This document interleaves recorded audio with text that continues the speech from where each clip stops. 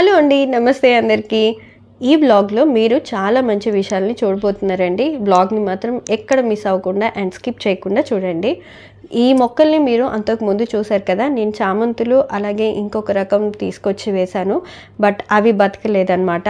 చామంతుల దగ్గర నేను మళ్ళీ ఈ క్రాటన్స్ని తీసుకొచ్చి వేశాను. ఇవి సీజనల్ ఫ్లవర్స్, 3 months ఉంటాయండి.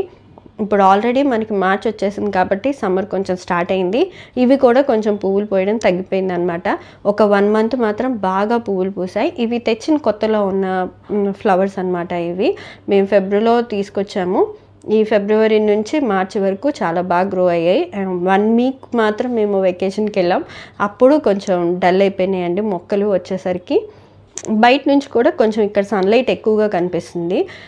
సన్లైట్ తగలడం వల్ల ఇవి కొంచెం డ్రై అయ్యాయి. వాటర్ ఉంటే రెగ్యులర్గా బాగుండేవి. అండ్ చామంతులు కూడా ఎక్కువ కాలం ఉండలేదండి, చాలా తక్కువ కాలం ఉన్నాయన్నమాట. వాటిని అలా కాపాడడానికి చాలా ట్రై చేస్తున్నాను.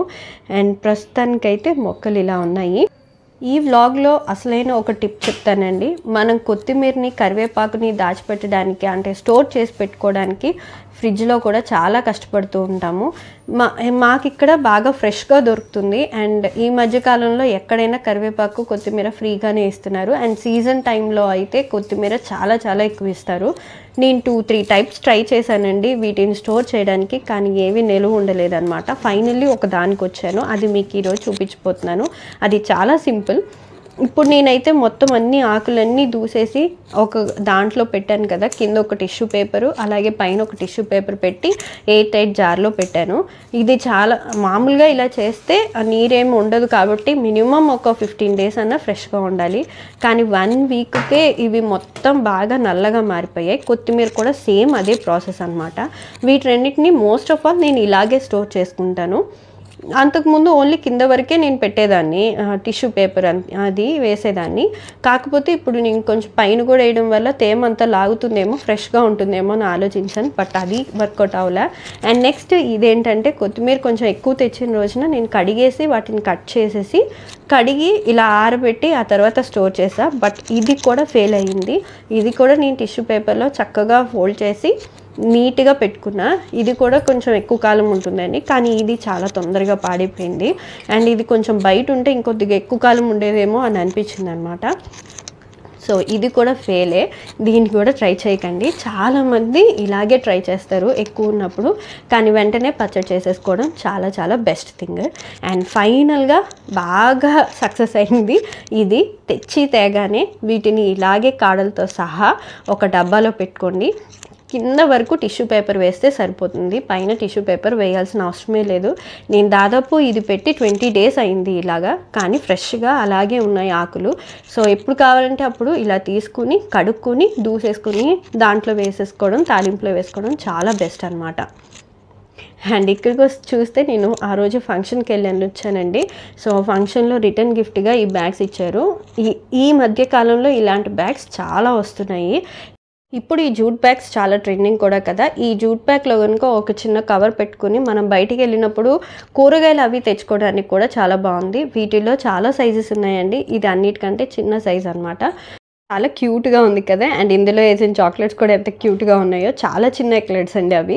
అండ్ ఇక్కడ మీకు ఒక రెసిపీ చూపిస్తున్నాను. ఇది వంకాయ పచ్చిపులుసు చేస్తున్నాను. వంకాయని ముందుగా కడిగి దానికి కొంచెం నూనె రాసి దాన్ని పొయ్యి మీద ఇలా నల్లగా పొట్టు బయటకు వచ్చేంత వరకు సిమ్లో పెట్టి నిదానంగా కాల్చుకోవాలి. ముందు ఇందులో పురుగులు ఉన్నాయా లేవా చూసుకోవడానికి చిన్న ఘాట్లు పెట్టుకోవచ్చండి. ఘాటు పెట్టుకుని ఆ తర్వాత ఇందులో నుంచి నూనె కాస్త బయటకు వచ్చేంత వరకు దీన్ని కాల్చుకోవాలి. ఇలా కాల్చుకున్న తర్వాత కొంచెం చేతిని తడి చేసుకుంటూ అలా పొట్టంతా తీసేసి ఒక గిన్నెలోకి తీసుకుని దీన్ని మెత్తగా స్మాష్ చేసుకోవాలి. మీకు వీలైతే వేడిగా ఉందనుకుంటే చేతితో కాకుండా పప్పు గుత్తితో అయినా దీన్ని నలుపుకోవచ్చు. ఇలా నలుపుకున్న దాంట్లో మనం చింతపండుని, ఒక పెద్ద నిమ్మకాయ సైజ్ అంత చింతపండుని నానబెట్టుకుని ఆ రసాన్ని ఇందులో పోసుకుని సరిపడా నీళ్ళని పోసుకోవాలి. ఇలా పోసుకున్న దాంట్లో కాస్త పసుపు, రుచికి సరిపడా ఉప్పు, కారం, అలాగే ఇందులో కొంచెం బెల్లం కూడా వేసుకోవాలండి. బెల్లం వేస్తే చాలా టేస్టీగా ఉంటుంది. ఆ తర్వాత సన్నగా తరిగిన ఉల్లిపాయ, పచ్చిమిరపకాయలు, కొంచెం కావాలంటే కొత్తిమీర వేసుకోండి, స్కిప్ చేసినా పర్వాలేదు. అన్నింటినీ కలిపి పెట్టుకున్న తర్వాత తాలింపు కోసం ఒక ప్యాన్ పెట్టుకుని అందులో కొద్దిగా ఆయిల్ వేసుకుని అందులో పోపు దినుసులు, ఎండుమిరపకాయలు, 2-3 వెల్లుల్లి రెబ్బలు, కొంచెం ఇంగువ, కరివేపాకు ఇవన్నీ వేసుకుని కొంచెం వేగాక ఆ పచ్చి పులుసులో కలిపేసుకోవాలి. ఇలా కలుపుకున్న తర్వాత మీకు కావాలంటే కాసేపు దీన్ని పొయ్యి మీద కూడా పెట్టుంచవచ్చు. అండ్ ఇక్కడ మీరు చూస్తున్న క్లిప్పింగ్ ఏంటంటే ఇది నేను కిచెన్లో ఒక కొత్త సెటప్ చేసుకున్నానండి. ఈ స్టాండ్ నేను ఎప్పుడూ అమెజాన్లో తెప్పించాను అనమాట. కప్స్ కొంచెం ఎక్కువ అయిపోయాయి, సో దానికోసమని నేను ఈ విధంగా స్టాండ్ని డెకరేట్ చేసుకున్నాను. అండ్ ఇక్కడ నేను మీకు ఎప్పటి నుంచో చూపిద్దాం అనుకున్న ఒక DIY, ఇది నాకు చాలా ఇష్టంగా చేసుకున్నాను అనమాట.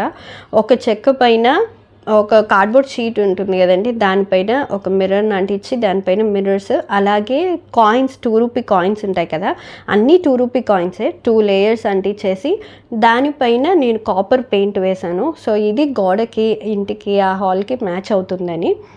సో ఇది ఎప్పటి నుంచో షేర్ చేసుకుందాం అనుకున్నా.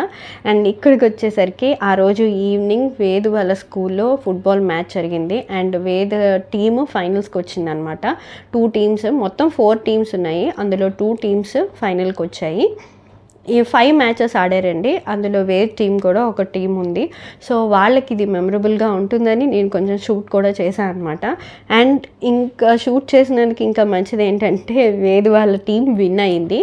అండ్ ఫుట్బాల్ గురించి అసలు ఏమీ తెలియదు నాకు, ఈ గేమ్ గురించి కొంచెం నాలెడ్జ్ అయితే నేను గెయిన్ చేసుకోగలిగానండి. ఇది వేద్ ఆడుతున్నాడు కాబట్టి ఫుట్బాల్ మ్యాచ్ని నేను షూట్ చేశాను. ఆ టైంకి పేరెంట్స్ని ఇన్వైట్ చేశారనమాట. సో ఆ టైంకి మేము వెళ్ళాము. దానివల్ల వేద్ ఎలా ఆడుతున్నాడు, వాళ్ళ టీం ఎలా ఆడుతుంది, అండ్ ఏం స్కిల్స్ నేర్చుకున్నారు, ఇవన్నీ కూడా బాగా తెలిసాయి.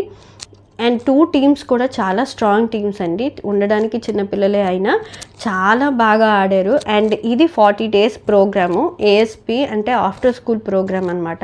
సో చాలా బాగా జరిగింది. 40 daysలో వీళ్ళు ఇంత నేర్చుకున్నారంటే చాలా గ్రేట్ అనిపించింది.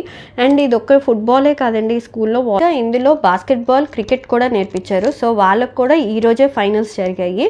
అందరికీ కలిపి ఇక్కడ ప్రైజ్ డిస్ట్రిబ్యూషన్ కూడా జరిగింది. అండ్ ఫస్ట్ టైం వేద్ ఒక స్పోర్ట్లో ఇలా కప్ కానీ, మెడల్ కానీ, సర్టిఫికేట్ కానీ తీసుకోవడం అనమాట. సో వాళ్ళ టీం విన్ అయ్యింది. అండ్ ఈ ఫుట్బాల్ మెయిన్గా చెప్పాలంటే అండి, బాగా సన్నగా ఉండి హైట్ తక్కువ ఉన్న వాళ్ళకి ఇది బాగా ప్లస్ పాయింట్ అయ్యింది. అండ్ గోల్స్ కూడా భలే కొట్టారు. స్కిల్స్ కూడా ఎంత బాగా నేర్చుకున్నారో, అసలు చాలా బాగా నేర్చుకున్నారు 40 daysలో.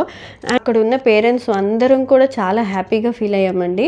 అండ్ డైరెక్టర్ సార్ ఆయన అనమాట, ఇప్పుడు స్పీచ్ ఇస్తున్నారు కదా, ఆయన ముందు వాళ్ళందరినీ చీరప్ చేసి వాళ్ళకి ఆల్ ది బెస్ట్ చెప్పి ఆ గేమ్ అయ్యేంత వరకు ఉండి ప్రైజ్ డిస్ట్రిబ్యూషన్ అంతా కూడా జరిగేంత వరకు ఆయన ఉన్నారు. అండ్ అన్ని టీమ్స్కి చక్కగా ప్రైజ్ డిస్ట్రిబ్యూషన్ అనేది జరిగింది.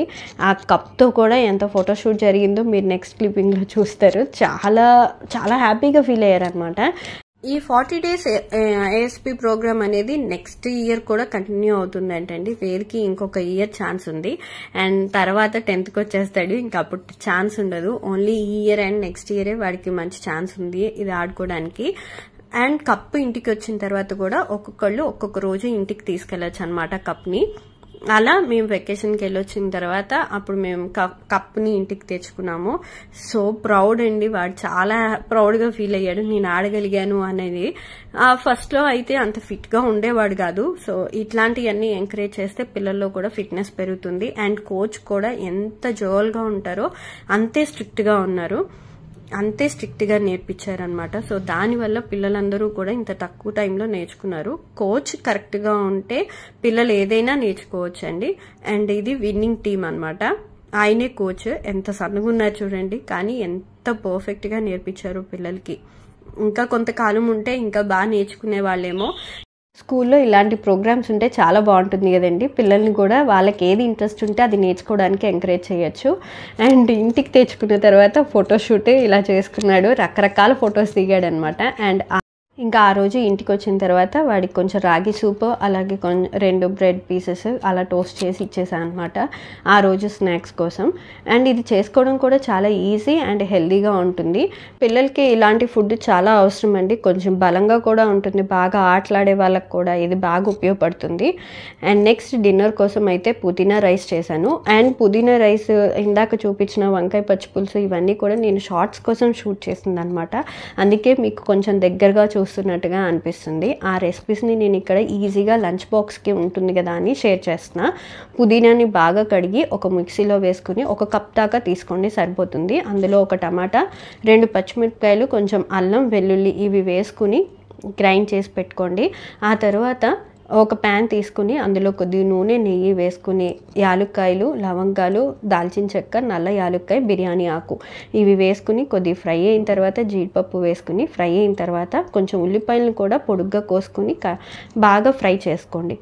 ఇలా ఫ్రై అయిపోయిన తర్వాత అప్పుడు మనం గ్రైండ్ చేసి పెట్టుకున్న పుదీనాని అందులో వేసి పచ్చివాసన పోయేంత వరకు ఫ్రై చేసి బాస్మతి రైస్ని కడిగి పెట్టుకున్నాం కదా, ఆ రైస్ని కూడా అందులో వేసి ఒకసారి కలుపుకొని 1 కప్పు రైస్కి 1.5 కప్పు నీళ్లు పోసుకుంటే సరిపోతుందండి. ఆ నీళ్లు పోసుకుని అందులో రుచికి సరిపడా ఉప్పు, కొద్దిగా గరం మసాలా వేసుకుని మూత పెట్టుకుని ఒక 15 నిమిషాలు మీడియం ఫ్లేమ్లో కుక్ చేసుకుంటే పుదీనా రైస్ రెడీ అయిపోతుంది. అండ్ డిన్నర్కి కానీ లంచ్ బాక్స్లో కానీ చాలా బాగుంటుంది. లైట్గా కూడా ఉంటుందండి, చాలా హెల్తీగా. తప్పకుండా ట్రై చేయండి. సో ఇదండి ఈరోజు వీడియో. మీకు కనుక ఈ వీడియో నచ్చితే please like, share and subscribe. ఈరోజు రెసిపీస్ ఎలా ఉన్నాయో కూడా తప్పకుండా కామెంట్ చేయండి. ఈ వ్లాగ్ మీకు ఉపయోగపడిందని అనుకుంటాను. Thank you for watching. నేను మీ మౌనిక. మళ్ళీ మంచి వీడియోతో మీ ముందుంటాను.